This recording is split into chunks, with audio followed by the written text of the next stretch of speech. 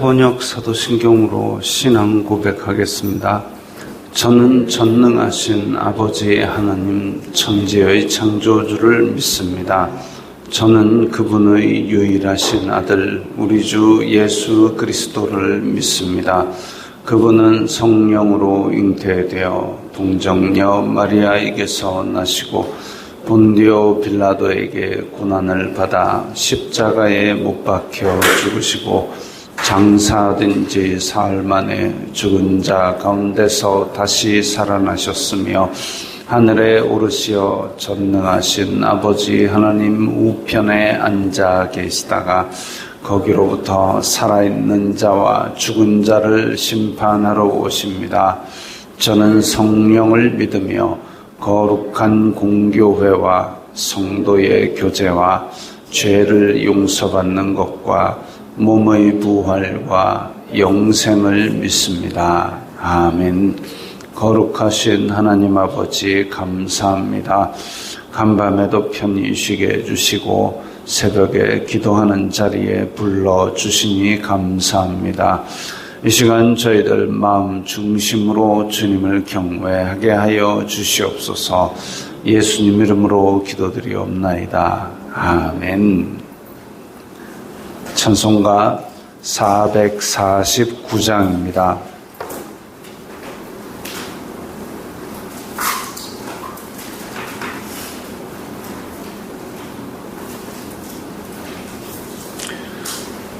찬송가 449장입니다.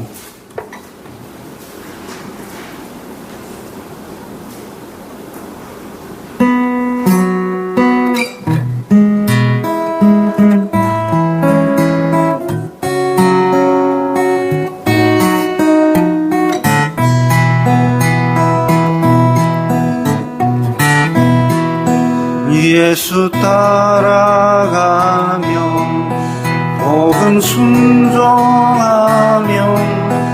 우리 행할 길 환하겠네.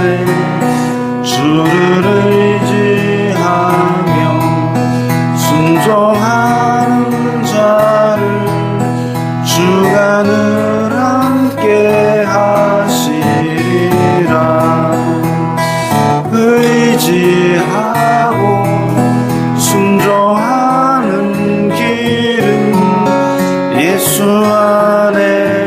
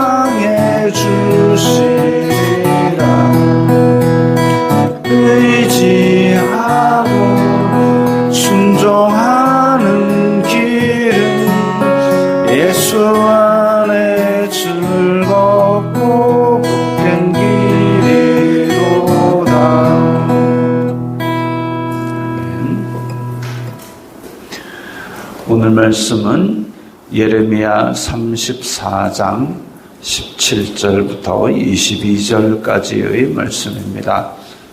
구약 성경 1108면 예레미야 34장 17절부터 22절까지의 말씀 함께 읽겠습니다. 그러므로 여호와께서 이와 같이 말씀하시니라. 너희가 나에게 순종하지 아니하고 각기 형제와 이웃에게 자유를 선포한 것을 실행하지 아니하였은즉 내가 너희를 대적하여 칼과 전염병과 기근에게 자유를 주리라.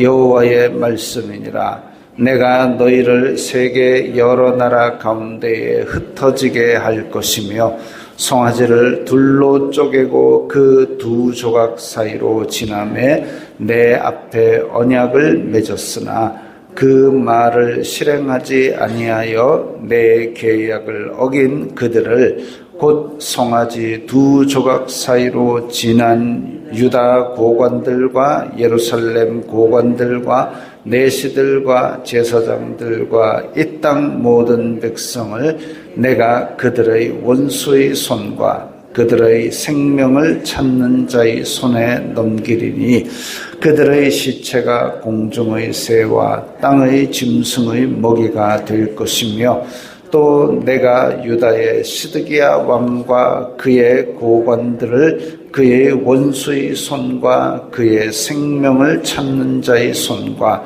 너희에게서 떠나간 바벨론 왕의 군대의 손에 넘기리라. 여호와의 말씀이니라. 보라, 내가 그들에게 명령하여 이 성읍에 다시 오게 하리니 그들이 이 성을 쳐서 빼앗아 불살을 것이라. 내가 유다의 성읍들을 주민이 없어 처참한 황무지가 되게 하리라. 아멘. 자, 오늘 아주 끔찍하고 구체적인 내용이 나옵니다. 이게 어찌된 일이냐? 하나님께서 이스라엘 이 남유다 왕국의 마지막 남은 이 예루살렘 성의 백성들에게 언약을 하신 것이지요. 오늘 내용을 보니까 18절에 송아지를 둘로 쪼개고 그 조각 사이로 지났다 그랬습니다. 창세기 15장 보면 아브라함이 하나님과 언약함에 있어서 그 장면이 나옵니다. 너는 소랑 뭐랑 쪼개놔라. 그래서 쪼개놓았더니 불타는 횃불의 모양으로 하나님께서 그 사이를 지나가시면서 내가 아브라함 너 복 주겠다 언약을 하십니다. 그 언약의 의미가 뭐냐면 고대 언약에서는 짐승을 쪼개놓고 원래는 그 언약의 당사자들이 손을 잡고 그 사이를 지나가면서 우리가 맺은 언약을 어기면 이 짐승 쪼개진 것 같이 되리라라고 언약을 하는 겁니다. 근데 18절에 보니까 송아지를 둘로 쪼개고 그 조각 사이로 지남에 내 앞에 언약을 맺었다. 하나님 앞에서 남유다 이 예루살렘 사람들이 송아지를 쪼개놓고 언약을 맺었습니다. 뭔 언약을 맺었느냐? 너희 히브리 사람 동족끼리 노예 삼았던 거 그거 다 풀어줘라. 원래 율법에서는 6년 섬기면 7년째 풀어줘야 된다고 했는데 너희들 이때까지 다 어겼다. 근데 그거라도 다시 지켜라.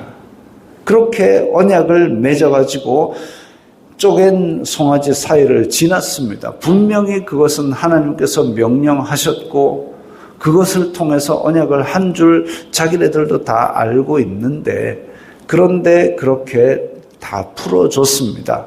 왜 풀어줬는지 잘은 모르지만 아마도 예루살렘 성전을 바벨론에서 둘러싸가지고 지금 이제 홀라닥 삼키기 직전이니까 힘들고 어렵고 그래서 먹고 살기 어려우니까 종들 다 풀어주기가 쉬웠는지 모르겠습니다. 그렇게 풀어줘 놓고 그 다음에 이집트에서 원군이 도착하니까 바벨론 군대들이 그것 때문에 살짝 물러간 틈을 타서 예루살렘이 다시 평안해졌네 하고 히브리 사람들을 다시 노예로 다 끌어와 버렸습니다. 동족끼리 그래서는 안 된다 그랬고, 하나님께서 이집트에서 종살이하던 거를 풀어가지고 해방시켰는데 어떻게 너네들끼리는 그렇게 서로 종으로 삼느냐? 그건 절대 있을 수 없다라고 했는데 그걸 언약까지 해놓고 되돌렸습니다. 못 됐지요. 아주 사기를 쳤습니다. 17절에 너에게 순종하지 아니하고 형제와 이웃에게 자유를 선포한 것을 실행하지 아니하였은즉, 지금 같은 의미죠. 순종하는 것, 형제와 이웃에게 자유를 선포한 것, 이것을 뒤집어 엎었다라는 건 해놓고 되돌렸다. 더 밉상이죠. 아이가 지나가다가 엄마 아이스크림 하나만 사줘. 안 돼. 집 빨리 가야 돼. 하면 모를까. 자, 사줄게 하고 딱 까가지고 입에 넣으려다가 딱 빼가지고 안 돼 하고 땅에 버렸다. 이거 애 바로 울지요. 더 못된 짓입니다. 하나님께 그걸 한 겁니다. 이게 지금 사람과 사람의 언약이라도 갑과 을이 있는데 하나님은 갑 중의 갑이고 모든 권세를 지닌 분인데 그 앞에서 목숨 걸고 언약을 해놓고 그걸 뒤집어 엎는다. 이건 정말 간이 배 밖에 나온 미친 짓이죠. 근데 왜 그랬을까요? 노예가 집 밖으로 나가보니까 자기 집이 허전하거든요. 불편하거든요. 내 욕심이 지금 산산이 깨어졌거든요. 결국은 자기 욕심을 위해서 목숨 걸고 하나님을 배신한 겁니다. 그러니까 하나님께서 내가 너희를 대적하여 칼과 전염병과 기근에게 자유를 주리라. 하나님께서 심판의 도구로 사용하시는 몇 가지 대표적인 도구가 칼과 전염병과 기근입니다. 전쟁과 전염병과 기근, 이런 것들이 다 하나님의 통제하에 있는 것을 말합니다. 즉 바벨론이 전쟁을 하러 왔더라도 이것이 하나님께 순종하는 백성이면 하나님 우리가 잘못했습니다 하고 엎드려 회개할 때에 하나님께서 그 칼을 통제하시면 바벨론을 물리치게 하십니다. 물리치게 하시든지 아니면 너네 집에 가라라고 쫓아내시든지. 그 사례가 바로 200년 전에 아수르 왕국이 북이스라엘을 침공해서 무너뜨리고 그리고 예루살렘까지 쳐들어왔을 때에 히스기야가 그렇게 했지 않습니까? 힘이 없습니다. 하나님. 근데 저들이 하나님을 모독합니다. 그래 알겠다. 너 다음날 아침에 나가보니까 18만 5천이 다 시체로 변했다 그랬습니다. 바벨론인들 어찌할 수 있겠습니까? 근데 바벨론이 쳐들어왔다가 해가지고 그래서 하나님 우리가 잘못했습니다. 노예 다 풀어줄게요. 풀어줬다가 근데 바벨론 물러갔다고 다시 노예를 잡아왔다. 이건 하나님의 이 배신을 해도 아주 기분 나쁘게 한 겁니다. 칼과 전염병과 기근 하나님의 통제하에 있었던 것을 다 동원해서 세계의 여러 나라 가운데 흩어지게 할 정도로 그렇게 극심한 심판을 주어서 나라를 아예 드러내서 갈아엎어 버리겠다는 얘기죠.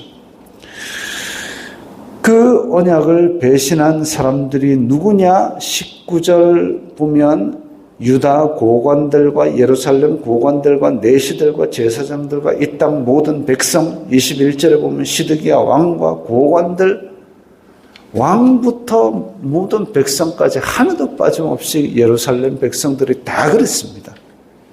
그러니까 이 예루살렘 공동체 자체가 하나님 앞에 단체적으로 범죄한 것이죠. 어쩌면 각자가 범죄했을지 모르겠지만 각자가 범죄한 것이 다 모였는데 그 공동체 전체가 하나도 빠짐없이 범죄한 겁니다. 마치 노아 시대 때 그 사람의 계획이 항상 모든 계획에 악한 것과 그 죄악이 땅에 관영함을 인하여 하나님께서 심판을 결정하신 것처럼 지금 예루살렘 그야말로 꺼져가는 등불 하나 남아가지고 딸막딸막 하는데 이런 죄악이 관영해가지고 왕부터 모든 백성까지가 다 하나같이 죄를 짓고 하나님을 배신했습니다. 그 가운데 왕이시여 이러면 안 됩니다. 귀족이여 이러면 안 됩니다. 외치는 자의 소리가 하나도 없었다는 거죠. 그것을 자기는 각자 몰래 죄를 짓는다고 했을지 모르겠지만 하나님께서 예레미야 선지자에게 말씀하셔서 골방 안에서 지은 죄라도 하나님 눈에 불꽃같이 드러나서 너희들 이럴 수 있느냐라고 예레미야의 입을 통하여 외친 것입니다. 내가 또 유다 시드기의 왕과 그의 고관들을 원수의 손과 그의 생명을 찾는 자의 손과 너희에게서 떠나간 바벨론 왕 군대의 손에 넘기리라. 바벨론 왕이 너희에게서 떠나갔다 그랬습니다. 포위했다가 이집트 군대가 원조하러 오니까 그것 때문에 떠나갔는데 사실 이집트의 군대가 떠나간 것이 바벨론이 이집트한테 져서 그런 게 아닙니다. 나중에 그 큰 전투에서 바벨론이 이집트를 크게 이겨버려가지고 결국은 그 지역 전체의 패권이 바벨론에게 넘어갑니다.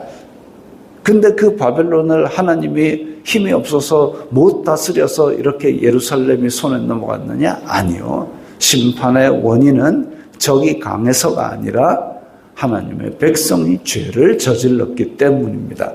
하나님이 손이 짧아 구원하지 못하심도 아니고 바벨론은 하나님의 통제 하에 있었습니다. 그래서 하나님께서 와라 그러면 오고 가라 그러면 가는 것이죠. 그러면 이렇게 벌을 받게 되고 나라가 엉망진창이 되고 온 데다 흩어버리고 통째로 포로로 잡혀가고 성읍이 불타고 다 빼앗기는 것이 과연 이스라엘 자손들에게 가혹한 벌이냐? 가혹한 벌이냐? 요즘 대한민국에서 그런 일들이 종종 있죠.